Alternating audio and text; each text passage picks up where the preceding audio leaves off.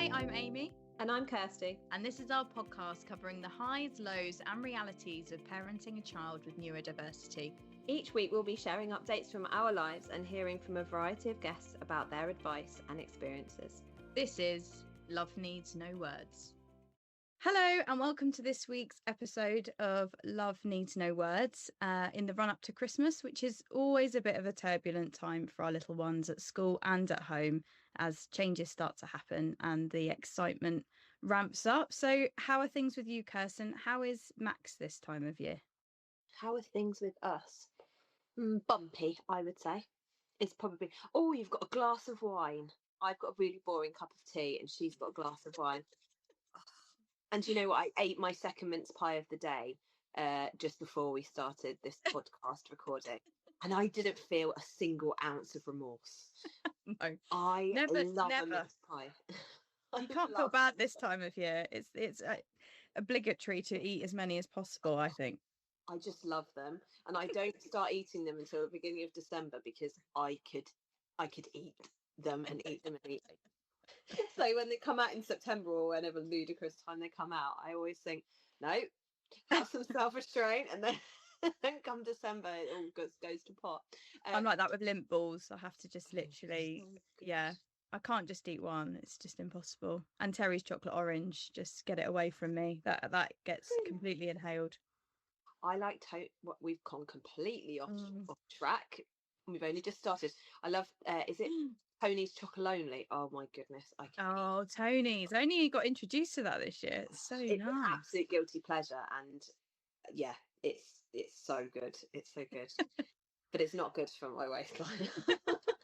So, right. Okay. Worry about that in January. Right, back to parenting. How are things at the moment? We've had better, if I'm honest. It's not been the best couple of weeks. It's just a bit tricky, I would say, at the moment. School, we're really struggling with school.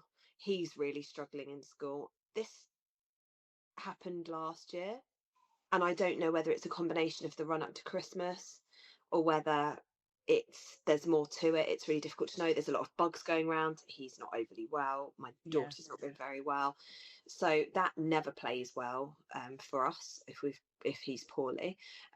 So it's really tricky. We've had a lot of big emotional outbursts. I don't mean meltdowns. We've had maybe one. I mean like him really struggling to control his emotions and not really knowing what to do with that emotion in the most constructive way, which obviously causes a lot of trouble at school. We're in a bit of a tricky situation at the moment. Sort of the general consensus feels at the moment that we need to start looking maybe at specialist provision for him, which for anyone listening who's gone through that or is going through it, it's a real minefield. With not a lot of support really, and it's quite overwhelming really to know what to do, and it's very stressful. Well, yeah, it feels like because we had this obviously last year, wasn't it? And it was at the beginning of this year, I lose track, but yeah, it kind of feels like I'm not meaning to speak for you, but it felt to me like it was like back to the drawing board again when I was looking for schools the first time, and that was stressful enough. And I remember speaking to Lisa when we did our episode with her when we were talking about her book, The Sem Between Us, and that is exactly where we are at the moment. I think Max is sort of high functioning to a degree at school in terms of he can access the curriculum and obviously he can communicate, although can't communicate what he's feeling. And this is where we're really struggling. But yeah, and there just does not appear. There's a real lack of specialist provision in our county. There's not even a lot in the neighbouring counties, especially not for Max, it doesn't appear. So yeah, I feel a little bit kind of, I really don't know where to turn with it, and I'm going to try and explore everything. But it's kind of difficult to explore everything when you know that actually probably none of it's going to work. Yeah, just really, really kind of, just an overwhelming situation really. And a difficult one to sort of process. I've never been, against specialist provision, but I don't know if I thought it would happen this soon.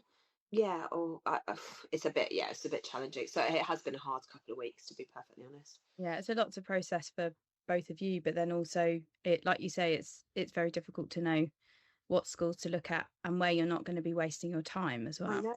I know. He's now on the pathway, or he's been referred, sorry, for ADHD assessment, and that, I mean, that's something that I've always sort of felt like he's had, and I think really is a difficulty for him on a day-to-day basis, to be Yeah. perfectly honest. Like, really, you can see it playing out so much more, I think, with Max than you can necessarily with the autism as much. So but I mean, the waiting list for that are crazy. Like, I called them to sort of see where we were up to with it, and they said, we haven't even triaged the paperwork yet, and we're triaging from January of Wow. yeah. So yeah, I mean, that's before they've even decided whether they will take it forward for an assessment, and you then go on the waiting list to see a doctor for that, so, or a paediatrician. So yeah, it all just, do you know what, it feels a bit I feel a bit helpless at the moment, and I'm struggling to know where to turn, Mm. and where to get the support from. So yeah, it's not great. I mean, we're looking forward to Christmas, and I think the break will be good. So hopefully that will help. And he's excited for Christmas as well. Bless him. Like, he's ever so sweet. You ask him what he wants for Christmas, and he just wants a train conductor's hat. That's amazing. Yeah, I can do that. That's fine.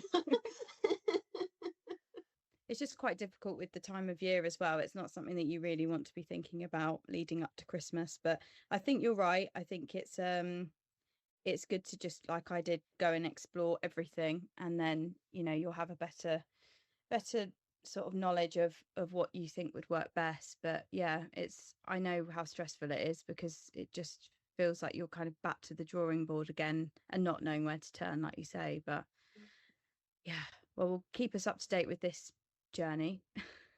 I will. I'm sure I'll be keeping you up to date with this journey for a few years to come, to be perfectly honest. Oh yeah, Let's it's not going to be a quick process, is it? Let's be honest.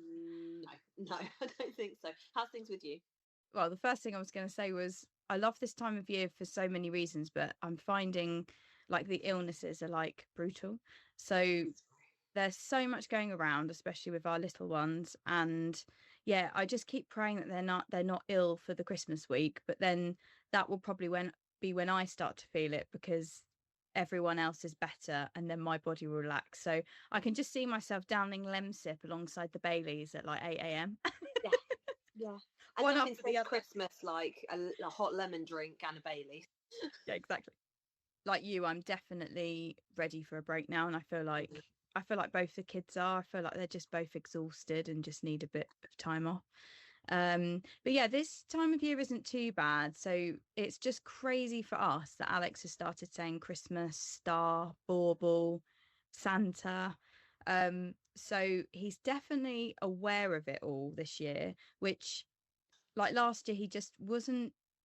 You know, you'd drive past lights, for example, and he'd kind of stare at them and stare back. While this year, it helps that his sister's so excited, but he is definitely more sort of aware of everything and getting excited by everything, but also just taking it very much in his stride. So earlier I came home and John had put the decorations up, but he hadn't finished doing the tree and had left the baubles on the floor. Now Alex walked straight past them, wasn't interested, and Izzy was like, oh my god. The box was open there, and I was like, I'm so hot, hence his glass of wine. All the baubles were everywhere, and I was like, right, okay, let's put them on the tree. No, I'm making a necklace. And I was like, oh gosh. Oh, And it's mad for us, because I've had a child that's just not had any interest in that at all. So yeah. you could be doing baubles next to him and he just wouldn't care, you know, putting them all on the tree, where I've now got a typical 2-year-old that wants to help and wants to play with them. And yeah, in inverted commas, help.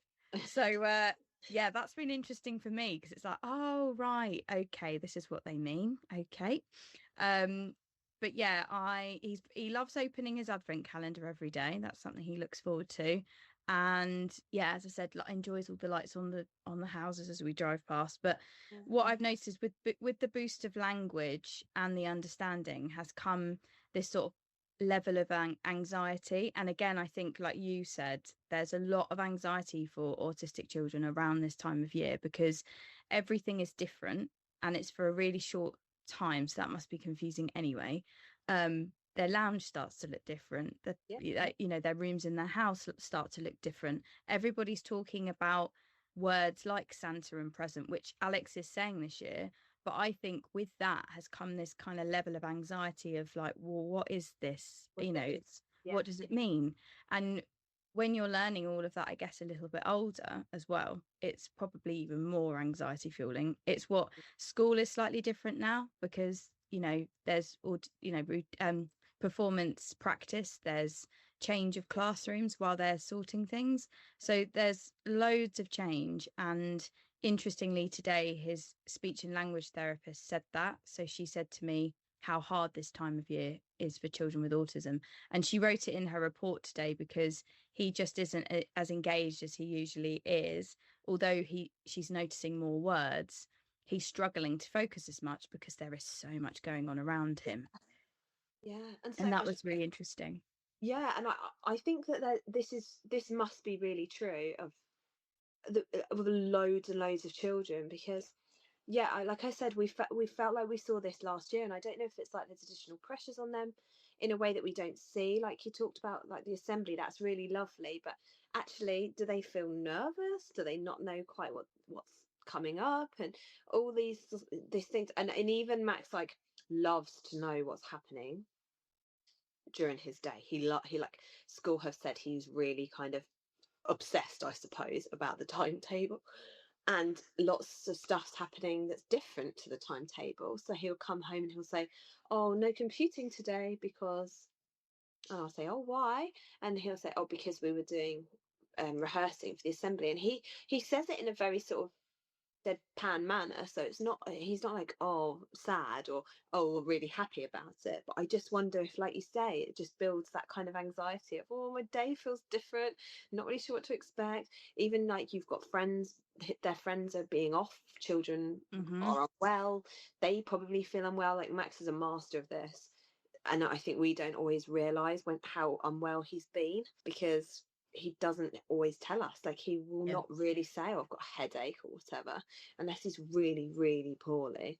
But you could still feel rotten, and actually then your capacity for anything is so much lower. And I'm sure there's many people listening that are probably nodding along thinking this is what we're having. But I think you're right with the illnesses as well. So I find the tiredness because it's getting darker earlier, and then he's sort of a couple of times I had to go and get him from the classroom, and I've never had to do that, and he was shouting daddy, so it might have been a little bit of disappointment that I'd arrived, but it was also like he was so tired, like beyond tired, and again he just couldn't kind of regulate, and in the end we just played like a little game and I managed to carry him out and he was fine. But I think there's just a lot to process this time of year, and like you say, when they're not well, it's hard for them to articulate that, so it comes out in other ways. But she did mention actually today, which could be useful to other people listening, but Alex's speech and language suggests that she called it a feely bag, so lots of things linked to Christmas in there, so you can either have the actual objects or you could draw them on a bit of paper or laminate them. But she suggested sitting down with him and he selects each one and then you just say what it is. So he has started, as I say, to say Christmas and Santa and things, but it's basically to get him used to all these buzzwords that are going to be used over the next few weeks even more intensely, so that he already is kind of aware of them. But what was really difficult for him last week, and again I'm sure many people can relate, was they had a mufti day on their last day before an inset day, and I've never had this before. I could have put him in a Smurf outfit last year and he wouldn't have recognised the difference, but this year he really could not grasp why he was wearing non-uniform to school. And we got to outside school and he was shouting granddads, he was shouting park, and I was like, no darling, we've got to go to school. And he was taking all of his clothes off and I was thinking, I haven't got any uniform in the car. So I ran over to the teacher and I said, have you got any spare uniform that he could wear? And she said, yeah, let me go and grab it. Anyway, by the time I got back to the car, he'd got himself into his sports kit, which I know I've mentioned to you, Kirsty, already, but I just thought that was really clever that he thought, if I get into my sports kit, mentally now I feel like I'm ready for school. So she came running out with a jumper, and I opened the door and he went, ready. And he'd gone from a full, really, really struggling, screaming in the car, to just level, like, ready. He just could not process that he was in his non-uniform. And also he's been choosing what he wants to wear every day, which he's been really enjoying. So he must have just thought and said, oh, it's the weekend, because Yeah. That would be confusing though, because yeah, they don't know the days of the week, do they? So I don't know if they necessarily know, oh, I'm on day 3 of 5. well, Or yeah, day exactly. 4 of 5. Yeah. Yeah, and I mean, he can, as you know, for the videos, he can say the days of the week, but that doesn't mean that he knows what day of the week it is. So yeah, it's in those moments where you you can go from a real high to then feeling really, well, you know exactly what it's like, complete roller coaster of emotions, where you're getting lots of speech and he seems to be really coming along, and then moments like that hit you, and you it sounds awful thing to say, but I know you'll all get it. It's like you just feel very different in that moment to the other parents who are getting out of this car with their children and just walking into school. Mine is really, really struggling in that moment. And I felt so lonely and like really emotional, because I got cross because I had to go home to do it for a meeting in like 15 minutes. And then I got really upset on the way home that I'd got so cross, because I thought in that moment he needed you to be calm and he needed you to be his safe space, and you weren't very kind. But I rang my friend and she was like, you've got to give yourself a break, because you can't be regulated and not No. stressed all of the time either, and it's a natural reaction to get frustrated. um But you anyway, feel that guilt. you do. You really feel that guilt. I think there's a real added pressure because you're so aware that in those heightened moments, which are the moments that trigger you, ironically, that they need you to be calm more than anything else. And you know that, like level-headedly, you know that. But when you're in that moment, it's so difficult. And then well, I don't know. I really feel like I've failed in those moments. Like, Mm, and I look back and I think, why didn't I do this? And why didn't I do this? But I guess it's all just learning, isn't it? And yeah, yeah, it is really it's very, very difficult to try and regulate your own emotions when you're trying to hold someone else's emotions as well, especially yeah, when, yeah, like you say, you're frustrated. And like we've all, the difficulty is we don't live our lives in a situation where we don't have other external pressures as well. So it's not just like that we can focus entirely on our yeah. child. Like that would be amazing, wouldn't it, if you could do that? But that's not reality for No. so many people, probably the majority of people. Yeah, and important to remember as well that we're human, and like it's a natural human reaction to get stressed in those situations, where it came from a place of frustration. And also just kind of like, this is again probably a bit of a strange thing to say, but mufti days for me were quite an exciting day, because it was like, the novelty of not having to wear your uniform, and then feeling, and this was such a weird internal feeling of like, you're going to be the only, and he wasn't the only child, but the only child not wearing mufti. He couldn't have given a shit whether he was in non-uniform or not. I mean, he made it very clear he didn't want to be. So I just said to myself, he doesn't care.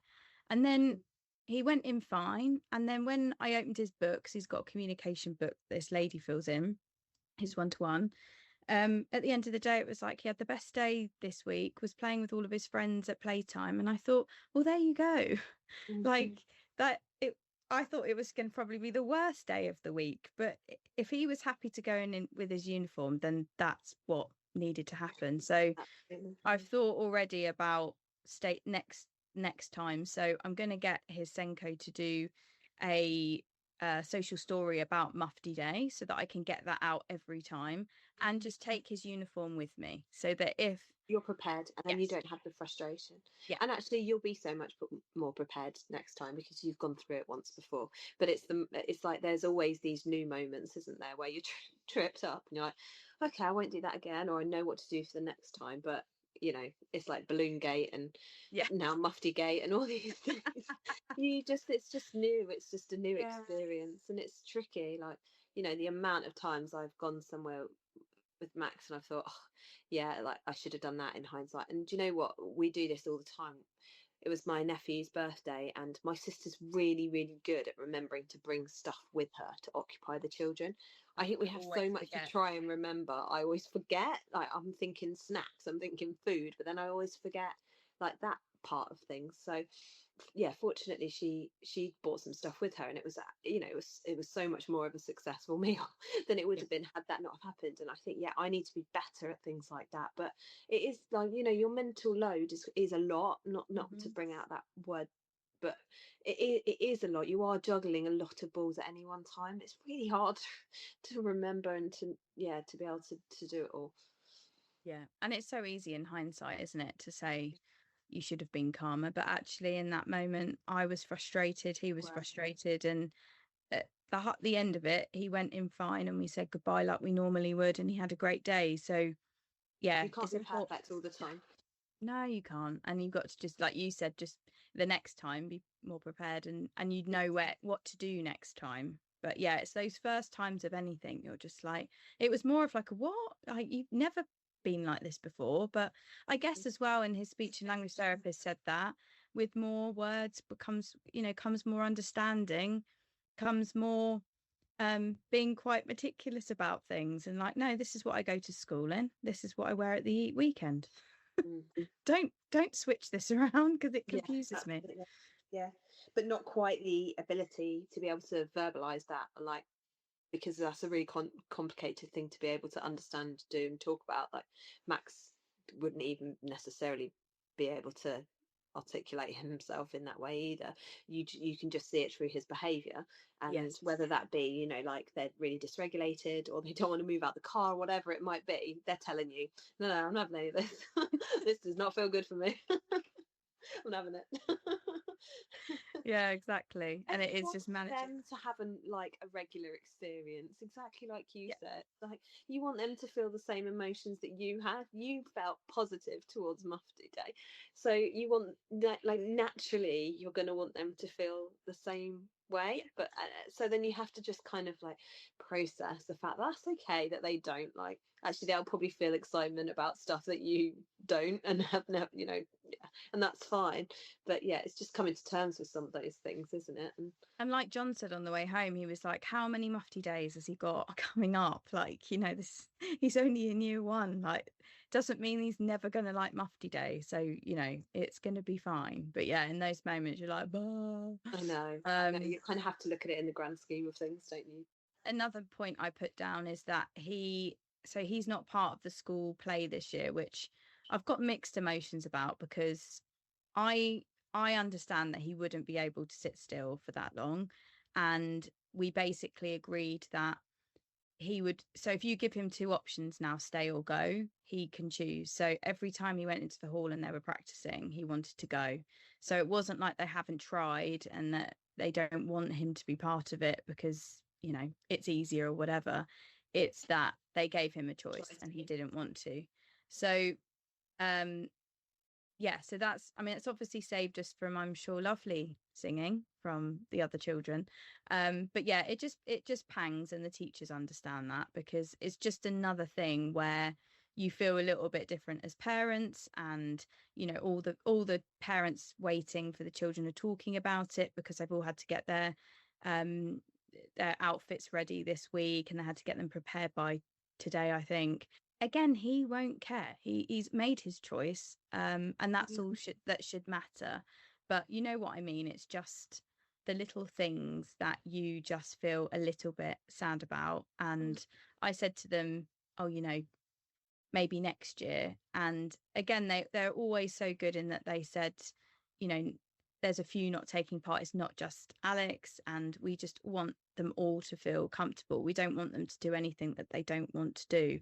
And I actually could not think of anything worse than sitting in the audience seeing him trying to scrabble out of a teacher's lap because he's hating every minute of it, but he's there because I want him to be there and I want to feel that. That's not okay. No, no, So and you won't he's feel good from that. no, Ultimately, you just will not feel good from that. no. Again, it will just be that whole, well, this, you've caused that because this, from your selfish point of view, you wanted him to be part of the play, where they've got loads of fun things that he's going to be going and doing, things that he will really want to do. So Yeah, and who knows, with more understanding about what the school play is, this will be, this was the first year, it was like a proper thing. Next year, when they're practicing, his understanding might be at a point where he can go, oh, okay, yeah, I'm up for this, or I'll just do a bit of singing and then I'll leave. So, yeah, I think it's important to remember that he's still very, very young and there's still loads of time, but also to sit in those moments of feeling a bit shit and accept it and then move on Yeah, because, yeah, yeah, yeah, because you have to, don't you? yeah. In a similar ilk, actually, funnily, I feel like we're in a different place to where we were last year. Last year, so Max is part of the school assembly, and last year there was no real conversation around the fact that he wouldn't be able to do it. I think we were maybe a bit more apprehensive than the school were. This year they have said to us he's got a part where he speaks right at the very beginning, so that if he needs to get off the stage, if he needs to go at any point, they've reserved us a seat right at the front, Oh, well, that's so that, great. yes, so that he can just come and sit with us if necessary, or we can Yeah. scoop them off and take him out. So I thought that was really, really thoughtful. Yeah, But that's yeah, really good. I feel like we're in a different space, that we're even having that conversation this year as opposed to where we were last year. But I think this is the thing, like, part of me really respects our children for the fact that they just go, actually, I don't want to do that, and I'm not going to do it. I I'm not know. doing it. I do love that. I really do. I do think, my gosh, I wish I was a bit more like this at I know, times.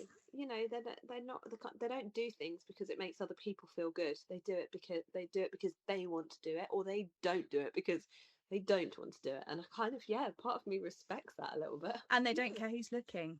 No, no, they don't care. Sometimes I think they're spurred on by an audience. I don't know. That is so true. So yeah, he's a narrator, so we need to practice his line. Oh, And he's been doing a bit of singing and watching. It's about the gingerbread man, I think. So he's yeah. been watching a few videos on the gingerbread man. So I'm not really sure what to expect from this Christmas assembly, because normally it's the nativity and it's very predictable and you know what you're getting.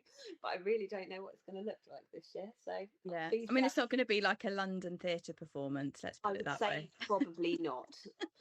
But you never know. You never know. Who knows the talent in that room? We've seen Love Actually. We've seen Love Actually. Yeah, yeah. No, I can't see that happening. But yeah, if I look back over the year, we have had some interesting times, I think. And actually, I can really see how things move in waves, and there's real phases, and you don't always necessarily even notice that you've come out of that phase. I think, oh, after we came back from holiday, we had a real situation where he was pinching a lot. There's a lot of pinching, and then that sort of dissipated and was no longer.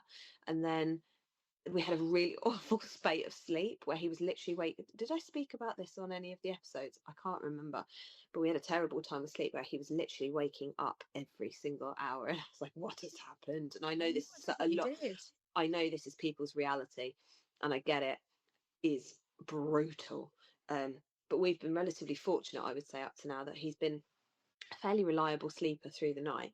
But for some reason or another, he just went through a phase when he went back to school where he was just waking up all the time, like every single hour through the night. And that was really tough. And then that subsided, and we've kind of got almost back to where we were previously. So yeah, you can see these things just move, don't they? And you don't always recognize that you're out of that phase. And I'm sort of, yeah, I'm mindful of that. And I think I'm really mindful of that with the school stuff as well. And how he is now, who he is now, he might be really different in a year's time.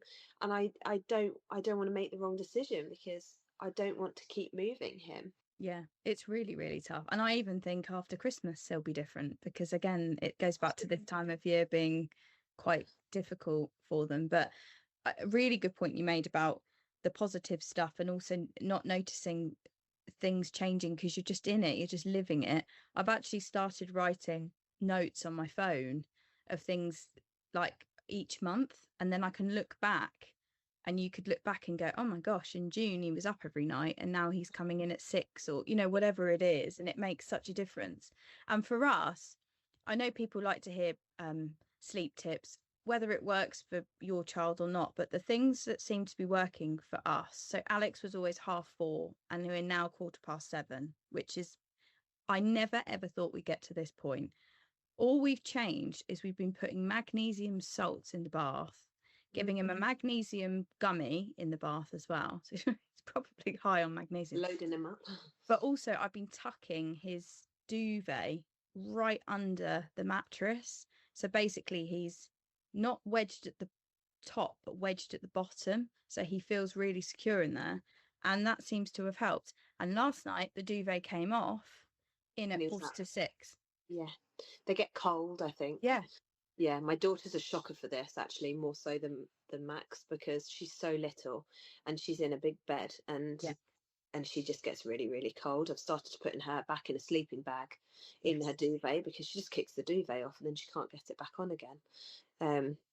And Max does do that to a certain degree as well. He has got dry in the night, and so now he reliably comes through at sort of the early hours of the morning to go to the toilet, and then I'll tuck him back into bed. He'll go back to bed, but I still have to do that process, which obviously means that his broken sleep every single night that starts to catch up with you, as I'm sure many people can empathize with. He's got a weighted blanket actually that I think helps. Oh, that's good. Yeah, I think that it does. I don't think it is a game. I wouldn't say it's a game changer, but I think it helps. I think it just that gentle weight. It's probably quite nice those early hours in the morning when it's quite cold.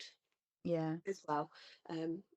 So yeah, and actually we went out for a meal yesterday, didn't we, with some of our lovely friends, and one of them did something that was really, really nice, and because we were talking about some of the challenges and we were offloading to a certain degree, I think, weren't we? And she said, let's actually talk about 2 positive things that we have seen in our children, not just our neurodiverse children, but all of our children. And actually it was like, oh yeah, we do need to focus on that as well. We do need to see the positive stuff, because there's loads, but it's really hard when you're weighed down with the challenges, because the challenges are big, I think, and so it's easy to forget sometimes. Yeah, and you can feel very caught up in it, and so that's why I take the time to write it down now, anything positive that happens, because if you are having a bit of a shit day, you can refer to your notes and be like, okay, actually we've come really far. And some of the things last night were really small that we all mentioned, but actually it's not for our children, it's massive. So everyone was like, whoa, that's massive. And you're like, oh, and we're yeah, proud no, actually of our it is. for each other, aren't we? It's really lovely to have that community. It goes to show that you really do need a bit of a village around you, don't you? Any parent, but even more so, I think, when you're going through this journey. Yeah, and just people that get it, because we were saying, you know, sometimes you can hang around with parents that don't quite understand, and their problems are relative to them, but to us, you know, we've got bigger fish to fry, and to be sat around with people that just kind of get it is it's heartwarming, isn't it? Yeah, it is really, really nice. And one of my points I mentioned last night, which many of you might have seen from the videos, was Alex saying the days of the week, and he then kind of went on from that to talking about the weather. So I know you were saying about Max loves the weather. Max loves the weather. So I bought for their playroom like different big cards of like the weather, numbers, animals, that sort of thing. And so he was pointing to what the weather was on the board and then what the weather was outside. That was kind of last week's thing. And then this week John just bought him a new magazine, which is something we might do each week, and on it there were different hairstyles. So he's now started saying, what's that, which is great, because then I'm able to talk about loads of different things. So he said, what's that? And I said, that's a brown wig. And he said, what's that? I said, what? That's a purple wig. So it was basically Hey Dougie wearing all these different coloured wigs. And then he said, what's that? I said, black wig, pigtails, and that sort of thing. So anyway, he then started going through them. And I think I went through them twice, and he'd memorised it. So he was like, black wig, purple wig, pigtails. And I was like, yay! And then he does this really cute, he claps for himself and goes, yay! So it's all that sort of burst of language that he's had over the last few weeks, but we really see it either when we go away, because we're away for a couple of days at the weekend, or he has a holiday and he's just around us. It's like we kind of give him that added level of confidence that he can do it, because I guess we're listening in all the time. And so if he says anything or does anything, he It's gets more this relaxed. massive, You're in a more relaxed space. yeah. He's probably in his safe space, isn't he? So Yeah, he's like, he absolutely. can, yeah. Yeah. But yes, with the kind of spoke about it earlier, but with the burst of language has come frustration, because I think, and he's never really been very sort of frustrated little boy. He kind of really goes along with everything, but I guess he has so much language now that it's frustrating. He can't articulate himself. And after school, like on the way home, he can be requesting a song, and then a bit, do you know what it reminds me of? A bit like our 2-year-olds. So it's like he'll request a song and then be like, and I'll be like, okay, you don't want that one. And then I'll pick another one, and then it's like, I don't want that one. He's not saying that, but I know what he's thinking. Yeah. And it's that kind of, there's so much language in there, and so much he's probably saying, but he can't quite get it out. But there's this kind of level of frustration that I've not seen before. But yeah, I still feel like this is the first Christmas that he gets it more than he ever has, which is really nice. And I think it will just be really lovely to slow down and no school rush and just be together, like get up in our pajamas and not stress Not about to getting get dressed. changed. And You yeah, really realise, I massively realised this even after the half term, to be honest, yeah. how much of a rush the mornings are. I used to think 8:45, that'll be a doddle. I get them to nursery for 8 o'clock. I don't know what it is, it's just different. Like with nursery, I think because you don't feed them before you go to school and before they go to nursery, you can Yeah. kind of just bundle them in the clothes and off they go. And if they're not in the clothes, they go in their pajamas, and it doesn't really matter. No. But obviously with school, you've got to get the book bag ready, you've got to get the lunchbox ready, you've got to make sure that they brush their teeth, eating their breakfast, because and there's just a lot to remember. Yeah. Just getting them down to school, and it's just it's manic in the mornings. Yeah. And I always feel like we're like constantly in this place of, come on, quick, let's go, we've got to go, I know. and it's like, this isn't helpful. I know, Max.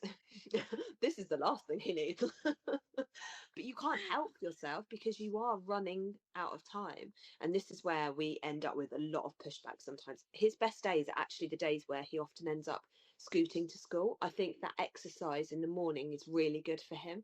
So when I end up driving him to school, I think he hasn't had that opportunity to get some of the energy out and like use his muscles. So yeah, I'm always like trying to be like, right, it's 8:30, we've got to get out of the house. And he's on his own time. He's absolutely on his time, and we're all just living in Max's world, so we all have to adhere to that regardless. And then he'll sort of leave 5 minutes to get to school, and you're like, wonderful, we're going to be late.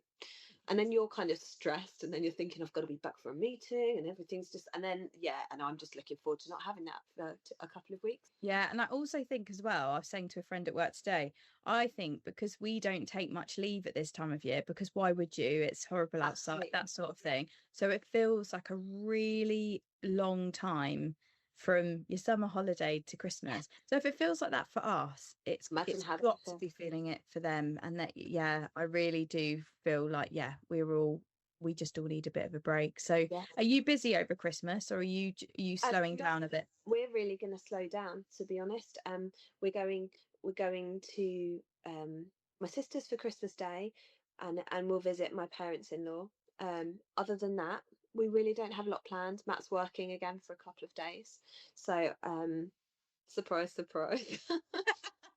Anyone's listening who followed the journey over the last few months. He's working a couple of days, but no, it's going to be calm. We're just going to do relaxing things. I just hope that it's dry. I'm praying. The thing I want for Christmas is a dry day, because Christmas Day when it rains is a very tricky situation. Yeah, because everyone's cooped up. Long day, isn't it? You need to I need to get them out. We ended up in the park last Christmas Day. Yeah. And there was a few other families down there too. Oh yeah, you do need that break for sure. I don't know whether it's helped or whether it's hindered actually my feelings towards this time of year. I do actually love the build up to Christmas, but I am with you around the dark nights. It really does affect me. But I've been binge watching, or we've been binge watching The Summer I Turned Pretty. Oh, you keep going on about this. Yeah.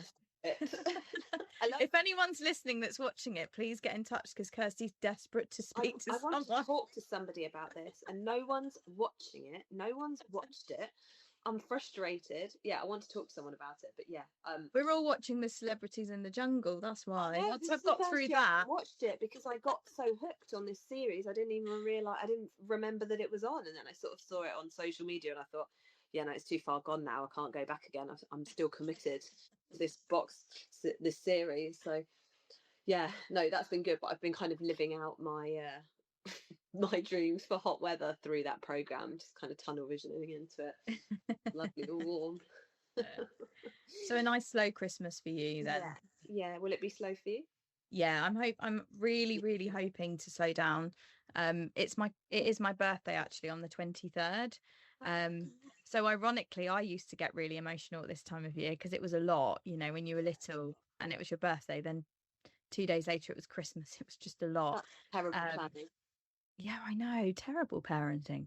I feel awful for you that you have to wait all year for any kind of presents. And then I bet they got awful. lumped together, didn't they? I bet everyone said, this is your Christmas/birthday present. Yeah, the worst were the birthday presents wrapped in Christmas paper. Yeah, that's grim. That was just like, no, you've forgotten. And now you're just handing me that. That's not okay. Yeah, so we're away for a night for my birthday, so I'm looking forward to that. So John's mum's got the children, and then we're seeing friends and family, but in between that we're just going to have lazy days at home, and there's just going to be no pressure to do anything or go anywhere. And yeah, I think that's what they need, to be honest. I wonder if people are listening thinking, I really don't care what they're up to between Christmas and New Year. I'm not really that bothered what you're doing, to be honest. I don't really care that much about I'm just trying to stay afloat, to be honest.